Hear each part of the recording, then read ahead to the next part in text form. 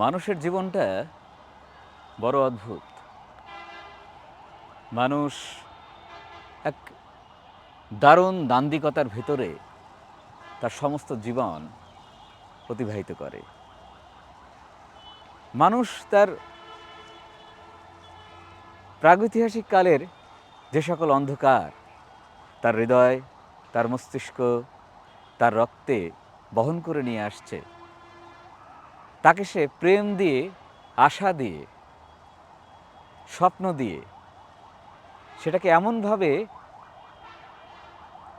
অধিকরণ গ্রহণ করেছে তার সমস্ত সত্তার ভিতরে, তার অস্তিত্বের ভিতরে। সেই জায়গাটা মানুষ এখনও সংগ্রাম করে যাচ্ছে। কারণ এই রিলে রেসে, মানব জাতির এই ম্যারাথনে যা কিছু সামিল হয়ে আছে, প্রকাশ্য দিবালোকে আমরা দেখতে পাচ্ছি, সেটার আরও অভ্যন্তরে, আরও গভীরে প্রথিত আছে এক অন্ধকার দিক। কাজেই সংগ্রাম চিরকালীন। এই ম্যারাথনে আমরা সবাই যে পৌঁছে গেছি এক নৈতিক মূল্যবোধ সম্পন্ন মানবিক অস্তিত্বের ভেতরে আমরা পৌঁছে গিয়েছি, আমরা তা বলতে পারছি না।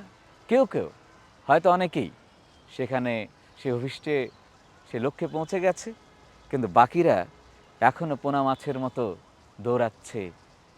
তারা সাঁতরে সাঁতরে পৌঁছে যেতে চেষ্টা করছে। কেউ অন্ধকার দিক দ্বারা এমনভাবে আচ্ছন্ন হয়ে আছে, প্রভাবিত হয়ে আছে, সেটাকে সবাই, ওই তারা যারা ওভারকাম করতে পারছে না তাদের কথা বলছি, তারা একদিকে যেমন আমাদেরকে টেনে ধরছে যেন আমরা সেই বিকশিত সেই অস্তিত্বে রূপান্তরিত হয়ে উঠতে যেন না পারি, আরেকটি সত্তা আমাদের ব্যাপকভাবে টেনে ধরছে, আমরা সেখানে হয়তো পৌঁছে যাব, এই স্বপ্ন আমাদের দেখিয়ে চলছে। কাজেই মানুষ হয়তো একদিন পৌঁছবে, সেটা